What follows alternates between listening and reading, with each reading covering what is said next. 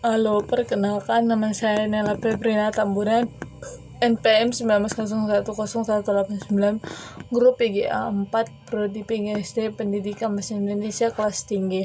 Di sini saya akan menjelaskan pembelajaran tentang puisi dan cerpen. Yang pertama yang akan saya jelaskan itu tentang puisi. Metode yang saya ambil yaitu metode resita. Adalah suatu metode mengajar di mana siswa harus membuat rusmen dengan kalimat sendiri. Alasan saya memilih metode ini karena saya sebagai pendidik akan mengembangkan keterampilan siswa lewat kalimat-kalimat yang akan dirangkai oleh siswa itu sendiri, di mana siswa diminta untuk menjelaskan suatu benda atau lingkungan sekitar dengan menggunakan kalimat atau bahasa sendiri agar mampu membuat sebuah puisi. Media yang saya pilih yaitu media menggambar, contohnya poster, buku gambar, atau buku cerita. Alasan saya memilih media ini karena agar anak-anak lebih bisa memahami contoh dari buku cerita tersebut, dan dari media ini juga kita bisa mengembangkan kemandirian siswa di luar pengawasan guru, serta dapat mengembangkan kreativitas siswa dalam mengembangkan puisi. Pendekatan yang saya ambil itu pendekatan open at end. Pendekatan open at end sebagai salah satu pendekatan dalam pembelajaran merupakan suatu pendekatan yang memungkinkan siswa untuk mengembangkan pola pikirnya sesuai dengan minat dan kemampuannya masing-masing.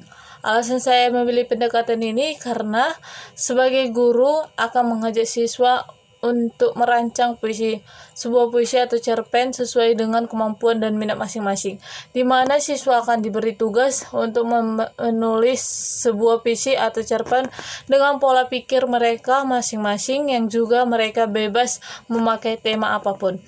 Saya akan menjelaskan pengertian puisi. Yang pertama, pengertian puisi. Puisi adalah karya sastra yang berisi tanggapan serta pendapat penyair mengenai berbagai hal. Pemikiran penyair ini kemudian dituangkan dengan menggunakan bahasa apik serta memiliki struktur batin dan fisik khas penyair. Yang kedua, jenis-jenis puisi. Puisi memiliki dua jenis pada umumnya, yaitu puisi lama serta puisi modern. Jenis puisi lama yaitu puisi matra, merupakan jenis puisi yang diciptakan dengan kepercayaan animasi. Biasanya dibaca dalam acara ritual kebudayaan serta menggunakan kata dapat menimbulkan efek bunyi maksud. Pantun merupakan jenis puisi lama yang bersajak AB-AB dengan setiap baris terdiri atas 4 baris, 2 baris sampiran dan 2 baris isi. Sedangkan tali pun terdiri dari sampiran dan isi lebih dari 4 baris dan selalu genap. Contohnya 2 baris sampiran dan 2 baris isi. Syair memiliki lirik 4 bait yang bersajak KAA serta isinya mengisah suatu hal, dan gurindam merupakan jenis pertama adalah sebab, sedangkan baris kedua adalah berisi akibat. Jenis puisi modern yaitu puisi naratif, merupakan puisi yang digunakan untuk menyampaikan suatu cerita. Dibedakan menjadi 3 epik, romansa, dan balada. Jenis kedua puisi modern adalah puisi lirik. Yang modern adalah puisi deskripsi, yaitu puisi yang mengemukakan pendapat serta kesan penyair. Yang ketiga, contoh-contoh puisi. Yang A. Matra puisi lama biasanya memiliki kata atau ucapan yang dipercaya memiliki kekuatan gaib. Yang B. Pantun adalah puisi lama yang memiliki sajak AB dan setiap baris berisi 8-12 suku kata. Yang C. Gurindam puisi lama memiliki ciri yaitu terdapat bait yang terdiri dari 2 baris serta bersajak AAA. Yang D. Syair adalah puisi lama yang biasanya berisi nasihat atau cerita syair bersajak AAA serta berisi 4 baris dalam 1 bait. Talibun merupakan puisi lama yang termasuk dalam jenis pantun serta terdiri dari bilangan genap pada setiap satu bait.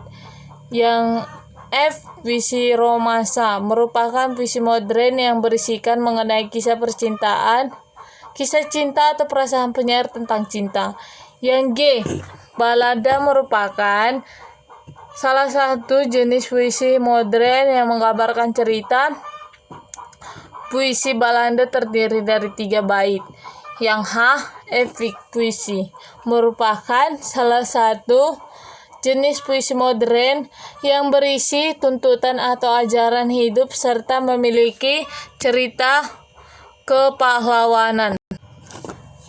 Cara-cara menulis puisi. Yang pertama, tema dan judul adalah hal yang pertama kali harus perhatikan dalam membuat sebuah puisi. Tema dan judul yang pas bisa memudahkan para pembaca untuk memahami maksud dari puisi tersebut. Pilihlah tema yang benar-benar menarik dan selanjutnya tentukan judul yang berhubungan dengan tema tersebut. Yang kedua, tentukan kata kunci. Kata kunci bisa menjadi sebuah kata yang bisa membantu untuk menjelaskan makna dari tema puisi, hanya tinggal mengembangkannya dalam sebuah kalimat atau lirik puisi. Yang ketiga, diksi atau pemilihan kata adalah cara untuk memberikan sebuah keunikan dalam puisi. Banyak puisi bagus yang menggunakan kata sederhana. Ada juga puisi bagus yang menggunakan diksi yang unik. Tentukan sendiri diksi yang ingin digunakan karena inilah cara untuk menunjukkan keunikan dari puisi yang telah ditulis.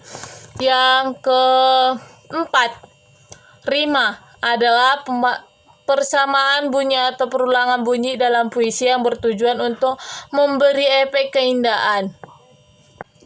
Pada bagian ini juga bisa menunjukkan kreativitas guna rima untuk membuat puisi menjadi semakin indah.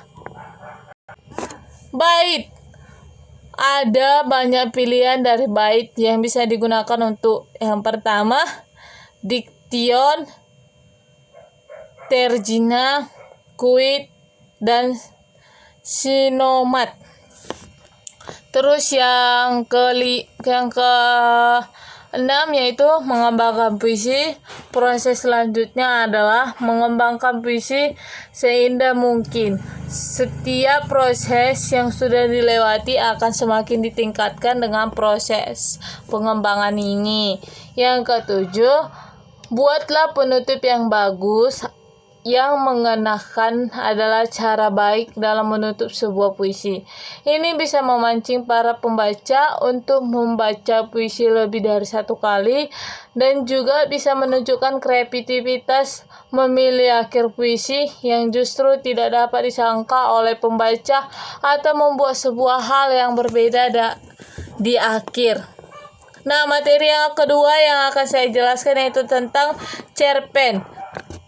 Metode yang saya ambil yaitu metode resitas adalah suatu metode mengajar di mana siswa diharuskan membuat rusmen dengan kalimat sendiri. Alasan saya memiliki metode ini karena saya memiliki pendidikan akan mengembangkan keterampilan siswa lewat kalimat-kalimat yang akan dirangkai oleh siswa itu sendiri, di mana siswa diminta untuk menjelaskan suatu benda lingkungan sekitar dengan menggunakan kalimat atau bahasa sendiri agar mampu membuat sebuah puisi atau cerpen. Media yang saya pilih yaitu media gambar. Contohnya poster, buku gambar, atau buku cerita. Alasan saya memilih media ini karena agar anak-anak lebih bisa memahami contoh dari buku cerita tersebut, dan dari media ini juga kita bisa mengembangkan kemandirian siswa di luar pengawasan guru serta dapat mengembangkan kreativitas siswa. Pendekatan yang saya ambil itu pendekatan open-end. Pendekatan open-end sebagai salah satu pendekatan dalam pembelajaran merupakan suatu pendekatan yang memungkinkan siswa untuk mengembangkan pola pikirnya sesuai dengan minat dan kemampuannya masing-masing. Alasan saya memilih pendekatan ini karena saya sebagai guru akan mengajak siswa untuk merancang sebuah puisi atau cerpen sesuai dengan kemampuan dan minat masing-masing, di mana siswa akan diberi tugas untuk menulis sebuah puisi atau cerpen dengan pola pikir mereka masing-masing yang juga mereka bebas memakai tema apapun. Saya akan menjelaskan pengertian cerpen. Cerpen merupakan singkatan cerita pendek jenis karya sastra berbentuk prosa yang dikemas secara ringkas, serta menceritakan suatu kisah fiktif yang berpusat dengan satu tokoh berserta dengan konflik dan penyelesaiannya. Cerita pendek berasal dari anekdot, sebuah situasi yang digambarkan singkat yang dengan cepat tiba pada tujuan dengan paralel pada tradisi perceritaan lisan. Ciri-ciri cerita pendek. Yang pertama, jumlah kata dalam cerita pendek tidak lebih dari 100.000 kata. Yang kedua, cerita pendek biasanya diangkat dari fenomena kehidupan sehari-hari. Yang ketiga, tidak menggambarkan seluruh kisah para tokohnya karena dalam cerita pendek hanya menggambarkan intisarinya. Yang keempat, tokoh dalam cerita pendek digambarkan sebagai yang mengalami konflik hingga berbagai penyelesaiannya. Yang kelima, penggunaan diksi yang ringkas sehingga mudah dipahami. Yang keenam, konteks cerita memberi kesan mendalam bagi para pembaca hingga masuk dalam imajinasinya. Yang ketujuh, dalam suatu cerpen hanya menceritakan satu hal. Yang kedelapan, kronologis cerita tunggal. Yang kesembilan, penokol dalam cerita pendek dirangkai sangat sederhana. Terus fungsi cerpen. Fungsi cerpen yaitu yang pertama, fungsi kreatif, yaitu sebagai saran penghibur bagi para pembaca. Yang kedua, fungsi estetis, yaitu sebagai nilai estetik atau keindahan yang ada pada cerpen sehingga memberi kepuasan kepada pembaca. Yang ketiga, fungsi didaktif, yaitu sebagai pemberi pelajar atau pendidik yang akan bermanfaat bagi para pembaca. Yang keempat, fungsi moralitas, yaitu sebagai nilai moral berdasarkan isi cerita untuk mengetahui baik buruknya disampaikan penulis kepada pembaca. Yang kelima, fungsi religiusitas, yaitu sebagai pemberi pelajar yang religius yang nantinya bisa dijadikan sebagai contoh oleh pembaca. Yang keempat, jenis-jenis cerpen atau cerita pendek. Yang pertama, cerita pendek seperti yang kita ketahui, cerita pendek adalah jenis cerita yang kurang dari 10.000 kata panjang. Jenis pertama dari cerpen adalah cerpen pendek, dan seperti namanya cerita pendek, yang satu ini cenderung lebih pendek dari jenis cerita pendek lainnya. Panjang kata cerpen pendek yaitu sekitar 500 hingga 700 kata. Yang kedua, Cerita cerpen yang kedua, cerpen sedang. Jenis cerita pendek atau cerpen yang kedua yaitu cerita pendek sedang, biasanya memiliki panjang sekitar 700 sampai 1000 kata. Panjangnya 1000 kata panjangnya. Cerpen sedang juga bisa ditemui dengan mudah pada buku-buku pelajaran sekolah karena dianggap efektif dan menarik perhatian. Sekian penjelasan saya mengenai materi puisi dan cerpen. Jika ada kesalahan kata ataupun ucapan yang saya lakukan, mohon dimaafkan. Terima kasih.